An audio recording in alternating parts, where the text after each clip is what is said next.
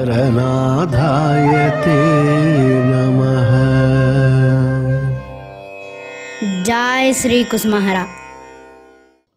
కనులకు కనిపించి ఎక్కడ దాక్కున్నారు? ఈ దాగుడు మూత ఆడాలని అనుకుంటే మొదట ఆడితే బాగుండేది. చంకనెత్తుకోవడం ఎందుకు, ఎత్తుకున్నవాడిని మరి ఇప్పుడు కిందకు వదిలేయడం ఎందుకు? అతులనీయమైన మీ ప్రేమను పోగొట్టుకోవడం నాకు ఏమాత్రం ఇష్టం లేదు. పోగొట్టుకుంటానేమో అనే ఆలోచన నన్ను విచారగ్రస్తుని చేస్తున్నది. అన్నా, మీ వల్లనే హృదయ స్పర్శాకరమైన ప్రేమను మరెవరైనా చూపించగలరో లేదో నాకు తెలియదు. ఏది ఏమైనా ఈ పిచ్చివారిని పిచ్చి రేకెత్తించకండి. మీరు తప్ప నాకెవ్వరూ లేరనే విషయం గ్రహించి నాపై దయదలచండి. మీ కుటుంబంలో నేను కనిష్ట సోదరును, అందువల్లనే అంత గారాభం. మనసులోనున్న శుభ విగ్రహంతో సాక్షాత్ స్వరూపాన్ని పోల్చి చూద్దామని అనుకుంటున్నాను. ఆ శుభగడి ఎప్పుడు వస్తుంది? దాదా, నన్ను అకాల వార్ధక్యం ఆవహించింది. ఇక్కడ నేను చేయాల్సిన కార్యక్రమం నామమాత్రంగానే మిగిలింది. ఇక నితాయి పిలుపు కోసం ఎదురు చూస్తున్నాను. మీరు విస్తరింపజేసిన ఈ ప్రేమ సామ్రాజ్యాన్ని విడిచిపెట్టి వెళ్ళడం ఇష్టం లేదు, కానీ స్నేహితుని పిలుపు ఇంతకన్నా మధురంగా ఉంటుంది. అందువల్ల ఇక్కడ మధురకాలను విడిచిపెట్టాలని ఇష్టం లేకపోయినా వదిలి వెళ్ళటానికే సిద్ధమవుతున్నాను. నా నితాయి పరమ కరుణామయుడు. చేయి పట్టుకుని తీసుకెళ్ళి నన్ను తప్పకుండా చంద్రశేఖరుడు చేతికి ఒప్పుకేస్తాడు. ఆ ఆశలో హృదయాన్ని చిక్కపట్టుకుంటున్నాను. ఆ పైన మీ సిఫార్సు ఉండనే ఉంది. నా మనసును లోబరుచుకుని వాడెక్కడగా అతని జాడ నిశ్చయంగా మీకు తెలుసు. గుర్తుపెట్టుకోండి.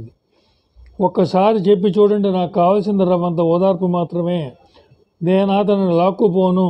హే నితాయి, నా యవ్వనం జారిపోతూ ఉన్నది కనుక నా గౌరును ప్రసాదించు. నారీ యవ్వన సంపదనే కృష్ణుడు ఆశించను. మరి ఆ యవ్వనం మూనాళ్ళ ముచ్చటే. అన్నా, నా యవ్వనం సంపూర్ణ వికాసం వాడిపోతోంది. జారిపోతూ ఉన్నది. ఏదో దయ ఉంచి ఆ రసమైన ఒకసారి చూపించండి. నా లజ్జను భయను కామతిమింగళం మింగేసింది. అందువల్ల నేను విదిక్ జ్ఞానశూన్యుడినే. నా మనసులో ఆ వేగాన్ని పెద్దల సన్నిధిని వెల్లడించేందుకు వెనుకాడటం లేదు. నా పరిస్థితిని అంతా తెలియపరిచాను కనుక మీరే తగిన ఏర్పాటు చేయండి. దినదినము శరీరం క్షీణిస్తున్నది. అన్న, ఇంకేమి కానుందో? నా పరిస్థితిని చూస్తే దప్పికొని నేనుడు నీరదముల గురాలు నెత్తిపై పిడుగు మోద నేల గూలిపోయిది. ఇది చండీదాసు రాసినటువంటి శ్లోకం. ప్రస్తుతం ప్రాణం ఉన్నది కాదు, పోయినది కాదు అన్న. దీన్నే విషామృతం అంటారు. విషం తన పంతాన్ని చేసుకుపోతున్న అమృతం నన్ను అమరణగా చేస్తోంది. అందుకే అన్న, యాతనలకు అంతం లేదు, మరణించడానికి మార్గం లేదు. ఇది చాలా మజాగా ఉంది. ప్రేమరాజ్యంలో నియమం ఇలాగే ఉంటుందేమో అనిపిస్తుంది. బహుశా ఈ నియమం ఉండబట్టేనేమో దశను పొందినా కూడా శ్రీమతి మరణించలేదు. నేను చచ్చి ఈ ప్రేమ యొక్క బలం చేతనే బ్రతికి చూస్తున్నాను. అన్న, ఈ కురూపిని చేపట్టుకుని ఒకసారి ప్రేమ సామ్రాజ్యానికి తీసుకుపోండి. ఒకసారి కన్నుల విందుగా చూస్తాను, ఇంతకన్నా మరేమీ ఆశించట్లేదు. ఆ రూపవతికి రూపవంతునకు నడుము జరిగే అందమైన కలహాన్ని ఒకసారి చూడాలని ఆకాంక్షిస్తున్నాను. ఆ రూప సముద్రంలోని ఒక్క బిందువుతోనే జగత్తంతా ఇమిడి ఉంది. అన్న, మీరు ఆ సముద్రంలోని తిమింగలమే. ఒక్కసారి తీసుకెళ్ళండి. హే నితాయి, నీకు జయమవుగాక. సముద్రమున నీవే నావికుడై వాళ్ళను వీళ్ళను అందరినీ వెంట పెట్టుకుని వాళ్ళకి జన్మ సాఫల్యం కలిగించు. అలాంటి వారిలో నన్ను కూడా చేర్చవా? ఎప్పటికైనా నీ దయ రాదా? ఒక పర్యాయం తీసుకువెళ్ళు. నువ్వు ఎంతో దయామయుడు, అందుకే నిన్ను ప్రార్థిస్తున్నాను. నేను ఎంతగా కృష్ణ విముఖుడైన జీవాధముడునో నీవు అంత క్రోధరహితుడైన పరమానందమయుడు. కనుక ఇక నేను భయపడవలసిందేముంది? అన్నా, మీ శ్రీమూర్తి నేడు నాకు నలుగుదిక్కున నిలబడి నాతో నాట్యం చేయిస్తోంది.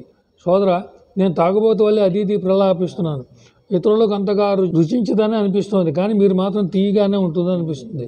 పిచ్చివానికి పిచ్చి రేకించేద్దని మరలా ప్రార్థిస్తున్నాను. అన్నా, నా ప్రస్తుత పరిస్థితి ఎలాంటిదో చెప్తున్నాను. కూర్చుంటే లేవలేనని అనిపించట్లేదు. క్షణక్షణము శక్తి విహీడునవుతున్నాను. ఏ పని చేయడానికి మనసు పోవటం లేదు. మనస్సు శరీరము కలిసికట్టుగా సాగుతున్నాయి. మనసు ఏమో నిస్తేజంగా ఉంది, శరీరం కూడా అదే రీతిలో ఉంది. భలే తమాషా చూస్తున్నానులే. నేను కూడా వాటిని శృతి కలిపి వాటి ఇష్టాన్నే వాటికి వదిలేయాలని చూస్తున్నాను. ఒకసారి అవకాశం తీసుకుని మీరు నీ కొద్ది రోజులు శ్రీక్షేత్రంలో సముద్ర తీరాల తరంగాలతో కలిసి బంతులు వేయాలని ఆకాంక్షిస్తున్నాను. అనురాగంతో హర. పైకి చూస్తే అంతా తనని నిందించుకుంటున్నట్టు ఉంటుంది. మధ్య మధ్యలో చూస్తే మన కోసం భగవంతుడికి ప్రార్థన చేస్తున్నట్టు ఉంటుంది.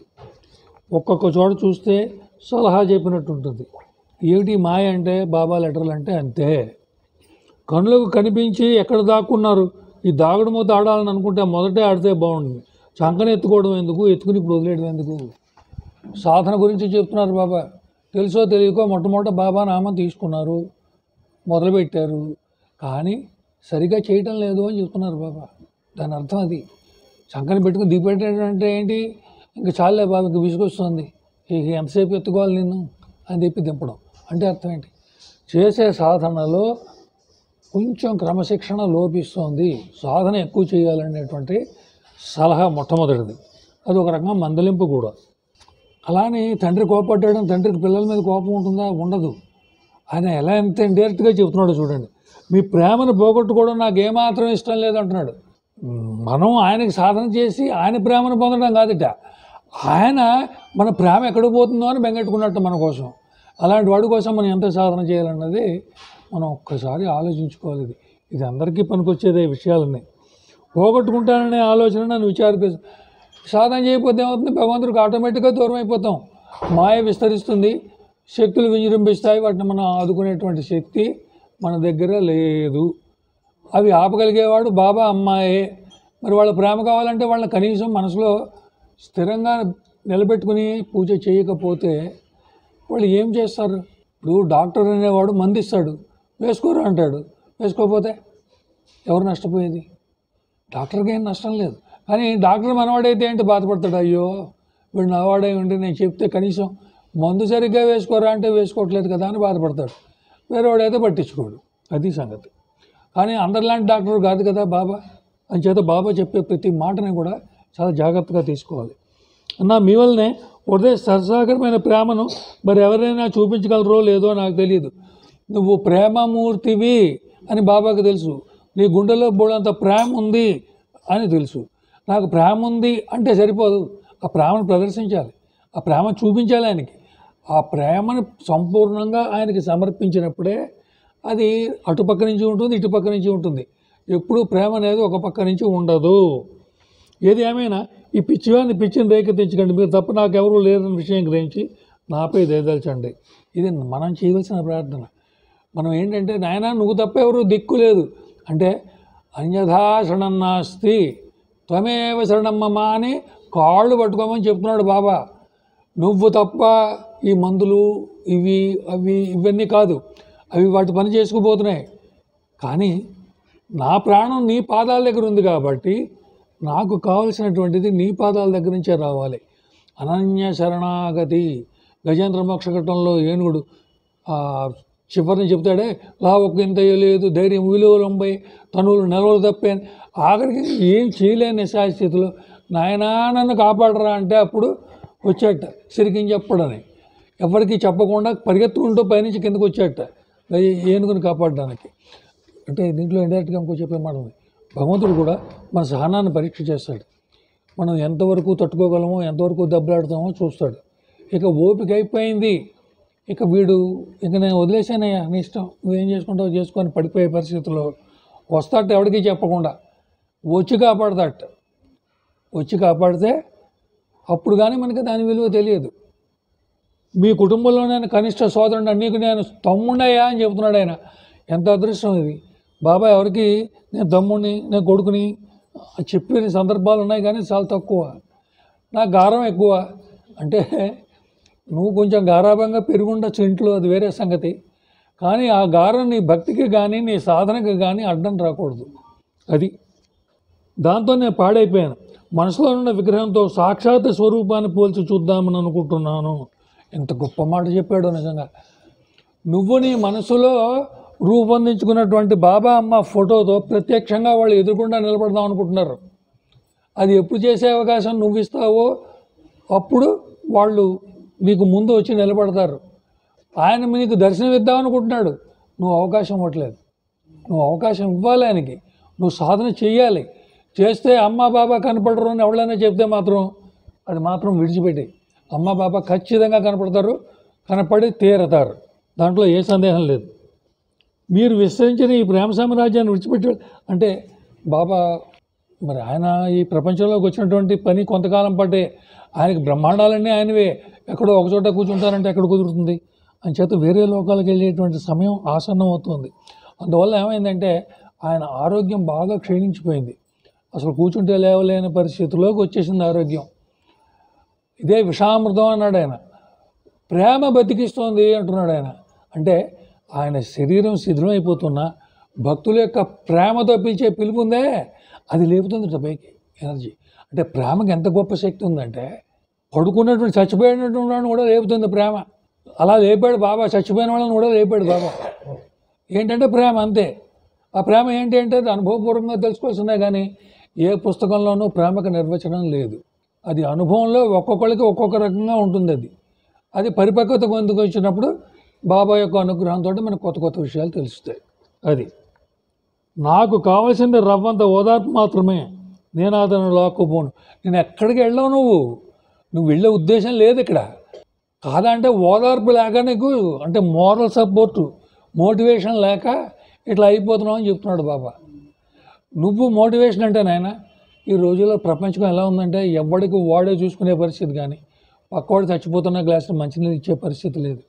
ముందు సెల్ఫ్ కాన్ఫిడెన్స్ పెంచుకో, ముందు ఆత్మవిశ్వాసం పెంచుకొని బాబా మీద నమ్మకం పెంచుకో, మిగతావన్నీ అవే వస్తాయి. వాటి కోసం నువ్వు పరిగెత్తక్కర్లేదు. నువ్వు సముద్రంలో తిమింగలవే, నువ్వే నన్ను భగవంతుడి దగ్గరికి తీసుకెళ్ళగలవాడు అంటున్నాడు. అంటే నువ్వు సాధన చేసి ఆయనని నీ దగ్గరికి రప్పించుకునే ఒక శక్తి ఉన్నటువంటి వాడు ఎవడంటే నువ్వే, ఆయన కాదు. ఆయన ఎక్కడికి రాడు, ఓ చోట కూర్చుంటాడు. ముసలాడు కదా ఆయన, కూర్చుంటాడు. మనం సాధన చేసి ఆ కుర్చీని నెమ్మదిగా జరుపుకుంటూ మన దగ్గరికి తీసుకురావాలి. అది అంత తేలిక కాదు. సాధన విపరీతంగా చేస్తేనే తప్ప అది సాధ్యమయ్యేటువంటి విషయం కాదు అని భగవంతుడిని ప్రార్థిస్తున్నాడు ఆయన, మీ అందరికీ మోక్షం ఇప్పించమని. హే నితాయి, నీకు జయమవుగాక. ఈ సముద్రమును నీవే నాయకుడివై వాళ్ళను వీళ్ళను అందరినీ వెంట పెట్టుకుని వెళ్ళి జన్మ సాఫల్యం కలిగించని అంటున్నాడు. నా గుంట్లో బాగాలేదు, నేను వెళ్ళిపోతున్నాను, ఈ లోకాన్ని విడిచిపెడతాను కూడా ఆఖరి స్టేజ్లో కూడా, అంత నీరసంలో కూడా మిమ్మల్ని అందరినీ కాపాడమని భగవంతుడు ప్రార్థన చేస్తున్నారు. ప్రేమలో మొదటి స్టెప్ అది. ప్రేమలో మొదటి స్టెప్ అది. నీ గురించి నువ్వు ఎంత ఆలోచించడం అంటే నువ్వు బాబాకి అంత దగ్గర అవుతావు. ఒకటే లెక్క. నువ్వు బాబాకి ఎంత దగ్గరగా ఉన్నావు దానికి స్కేలు రోడ్లు అక్కర్లా. నీ ప్రేమలో నువ్వు ఎంత దగ్గరగా ఉన్నావు అన్నది నువ్వు లెక్క వేసుకోగలిగితే చాలు. జన్మ సాఫల్యం చేయమంటాడు, మీకు మోక్షం ఇవ్వమంటున్నాడు భగవంతుడిని. ఎంతకన్నా ఏం కావాలి మనిషికి? నేను కృష్ణ విముఖుడైన జీవా అంటే నాయన, పెద్దవాళ్ళు కొంచెం కేకలేస్తారు. మనకు భక్తి తగ్గితే ఇట్లా చేస్తావా అట్లా చేస్తావా అని కేకలేస్తారు. అది మనం అపార్థం చేసుకోకూడదు ఎప్పుడు కూడా. నేను కృష్ణ విముఖుడిని అయ్యాను అంటే ఏంటంటే ఆయనకు నువ్వు సాధన చేయట్లేదని మనసులో బాధ. ఆయనకు నీ దగ్గరగా రావాలని కోరుకుంటున్నాడు, నువ్వేమో అవకాశం ఇవ్వటం లేదు అతనికి. మరి ఏం చేస్తాడు? నేను వద్దాం అనుకుంటాను మీ ఇంటికి, నువ్వు పిలవకపోతే నాకు ఎలా ఉంటుంది మనసులో? నేను నీకు స్నేహితుడినే, నీ ఇంటికి రావాలి, నీతో మాట్లాడాలి, నీతో మనసు పంచుకోవాలని ఉంటుంది. నువ్వు పొరపాటును కూడా నా మొహంగా చూడవు. మరి నా ఫీలింగ్లు ఎలా ఉంటాయి? బాబా కూడా అటువంటి వాడే. బాబా కూడా ఒక మానవుడిగా పుట్టినవాడు కాబట్టి మనం మానవుడిగానే అర్థం చేసుకోవాలి తప్ప ఆయన ఎక్కడో కనపడని పరమాత్మ అని చెప్పి మనం ఎప్పుడో అర్థం చేసుకుంటే ఆయన భావాలు మనకు దొరకవు. అన్నామి శ్రీమూర్తి నేడు నాకు నలుదిక్కులా నిలబడి నాతో నాట్యం చేస్తుంది. ఈరోజు భగవంతుడు నీ గురించి ఆలోచిస్తున్నాడు. ఆయన ఎటు చూసినా నువ్వే కనపడుతున్నావు ఆయనకి. నాయన ఇంతకన్నా అదృష్టం వాడికి ఉండదు. నేను ఒకటే మాట చెప్తున్నాను, నువ్వు ఎక్కడికి వెళ్ళిపోతావు అని అనుకోకు. నువ్వు ఎక్కడికి వెళ్ళవు. కాదంటే నీ ఆరోగ్యం తొందరపడాలి అంటే, తొందరగా బాగుపడాలంటే ఒక్కటే ఒక మందు, నామము. నువ్వు 24 గంటలు ఎంత నామం చేస్తే నీ ఆరోగ్యం అంత తొందరగా బాగుపడుతుంది. మందులు ఇవన్నీ ఎక్స్టర్నల్. అర్థమైందా? అనవసరమైనా కూడా ఈ సందర్భంలో నా ఉదాహరణ చెప్పుకోవాల్సి వస్తుంది. కాలు విరిగిపోయింది, ముక్కలైంది, 6 ముక్కలైంది, నీకు కాలు రాదు నీకు జన్మలో అని చెప్పారు. నువ్వు ₹1,00,000 పెట్టి వేయించుకోవాలి, కర్ర పుచ్చుకుని నడవాలి జీవితాంతం అని చెప్పారు. ఒక్కింతే లేదు. అమ్మకు నమస్కారం చేశా, అమ్మ చచ్చిపోవాలని ఉంది నాకు, అలానే నా పాపాలన్నీ నీకు ఇస్తున్నాను అనుకోకు. మీ ఆయన పట్టించుకోవడం లేదు ఎంత చెప్పినా కూడా. అంచేత అలానే ఆ పాపాలన్నీ తప్పించుకోవడానికి పారిపోతున్నాను అనుకోకు. ఈ పాపాలన్నీ వచ్చే జన్మలో మొత్తం భరిస్తా, కానీ ఈ జన్మకి ఇంక ఓపిక లేదు. అంత పోటు, అంత భరించలేని బాధ. 6 ముక్కలు కనిపించినవి, కనపడని ముక్కలు ఎన్ని అయ్యాయో తెలియదు. అమ్మ కరుణ ఎటువంటిది అంటే సరిగ్గా రాత్రి 2 గంటలకి పరమాత్మ ఎదురుకుండా వచ్చాడు. నమస్కారం చేద్దామన్న జ్ఞానం కూడా లేదు. తిరిగి కాళ్ళ దగ్గరికి వచ్చి నా కాళ్ళు పట్టుకుని, నా బాధ అదే నా జీవితంలో. అందరూ ఆయన కాళ్ళు పట్టుకుంటే నా కర్మ కొద్దీ ఆయన నా కాళ్ళు పట్టుకుని సెట్ చేశాడు. టక్కని సౌండ్ వచ్చింది, ఆ బోన్స్ లోపల సెట్ అయ్యాయి. 40 రోజుల్లో నడిచాను నేను. వాడు వైద్యం చేసినటువంటి వాడు దండం పెట్టి ఒకటే మాట చెప్పాడు, నువ్వు మాంసం తినవు, ములుగు తినవు, ఏమి తినవు, తినేది పప్పు, నీ కాళ్ళు ఎలా అతుక్కున్నాయో నాకు అర్థం కావట్లేదు అన్నాడు. మాకు డాక్టర్ గారు ఉన్నారులేండి, ఆయన సంప్రదించానని చెప్పాను. ఇంకా అంతకన్నా ఏం చెప్తాం మరి. అది ఈరోజు బాబా జయంతి వారోత్సవాల భాగంగా ఇంట్లో అవకాశం ఇచ్చినందుకు అందరికీ కృతజ్ఞతలు. ఈ ఆనందానికి మూలకారణం 30 ఏళ్ల కింద అంశం వారు ప్రారంభించినటువంటి శుక్రవారం భజన. అవి క్రమక్రమంగా ఈరోజు సముద్రం అంత పెద్ద రేపు ఇంతమందిని చంపింది. ఈ ఆనందం ఇంకా ఎంతోమందికి లభించాలి, ఇంకా ఎంతోమంది దీని ద్వారా లాభపడాలని చెప్పి అంటే ద్రౌపది కనుక ద్వారకావాస అంటే ద్వారక నుంచి రావాలంటే ఆలస్యం బ్రహ్మ అన్నాడు. అందుకొరకు హృదయ నివాస అన్నాడు. అన్నప్పుడే చీరడిస్తాడు. కాబట్టి ఆయన ఎక్కడో లేడు, మనలోనే ఉన్నాడు, అందరిలో ఉన్నాడు. కాబట్టి ఎక్కడో ఉన్నాడనే భావన కాకుండా మనలోనే ఉన్న ఒక ప్రభువు నా యొక్క జీవితాన్ని నేను చేతులు పెడుతున్నాను, నువ్వు వినియోగించుకో, నాకు నువ్వు ఉపయోగం, నన్ను ఏ విధంగా కడతేస్తో అది నీ బాధ్యతే, నా బాధ్యత కాదు, నేనేం చేయలేను, నాకేం తెలియదు, అంత నీవే అని సంపూర్ణమైన విశ్వాసంతో నామంపై ఆధారపడి ఆ ప్రభువు నడుపుకుంటే తప్పకుండా బాగుపడతాడు. మంచిగా దాని గురించి బాధపడవలసిన పనే లేదు. కానీ సంపూర్ణమైన విశ్వాసం కాదు.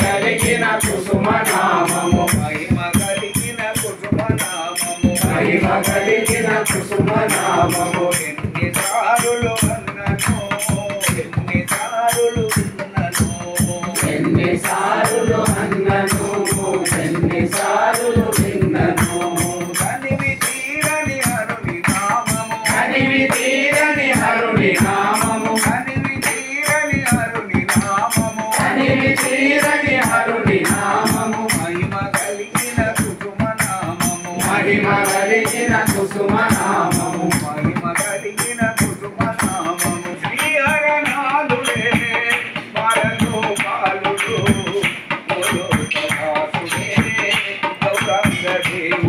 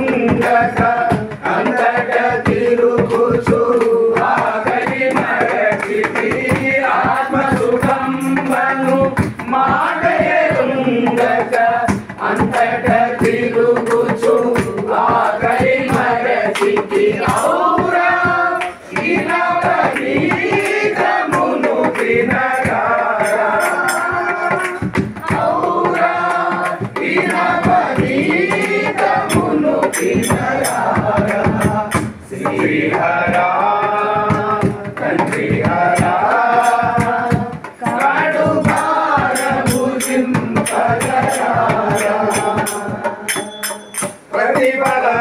ప్రతిఫలరహితముగా సర్వము మా పాలు చేసి పాగల్వైపోయి ప్రతిఫలరహితముగా సర్వము మా పాలు చేసి పాగల్వైపోయి అతిముదమున మా మందిరమునకు తారా అతిముదమున మా మందిరమునకు తారా శ్రీహరా తండ్రి హరా అడుమార భుజింపగరా శ్రీమాన్ ఆచార్య భవకి జై. అనసూయమ్మ తల్లికి జై. కుసుమహరనాథ మహాప్రభుకి జై. జై హరనాథ జై కుసుమ కుమారి జై జయ హరనాథ జై కుసుమ కుమారి జై జై హరనాథ జై కుసుమ కుమారి జై జయ హరనాథ జై కుసుమ కుమారి జై జై హరనాథ జై కుసుమ కుమారి జై జై హరనాథ జై కుసుమ కుమారి జై జై హరనాథ జై కుసుమ కుమారి జై జై హరనాథ జై శుభహారతి కరుణాభరణ జయ హారతి శ్రీ కుసుమారమణ జయ మంగళమో జయ రామ సుధా హృదయంగమ పరమాకృత చరిత గౌరాంగమ శరదే కులుగా జయ హారతి శ్రీ కుసుమారమణ శుభహారతి రే కరుణాభరణ జయ హారతి శ్రీ కుసుమారమణ జయ జయ శ్రీ సోనాముఖివాస జయ జయ మాయా మానుష వేష జయ జయ హర గోపాల విలాస హారతి శ్రీ కుసుమారమణ శుభహారతి హే కరుణాభరణ జయ హారతి శ్రీ కుసుమారమణ కామజనకాయ కుసుమ కామిని మనోహరాయ మామకాభీష్టదాయ మహితమంగళం గోకులాగ్రగణ్యాయ గోపాల బాలకాయ రాధికా మనోహరాయ రమ్యమంగళం సామగానలోలాయ సాధు విమల సేవితాయ కామేశ్వరి వినోదాయ కాంతి మంగళం అఖిల కలుష హరణ గౌరాంగవేష కృష్ణాయ విష్ణు ప్రియా పూజితాయ విజయ మంగళం శ్రీ స్వర్ణముఖి నివాసాయ స్వామి హరనాథాయ భక్త జన పోషణాయ భవ్య మంగళం శ్రీ ఆచార్య సమేతాయ దివ్య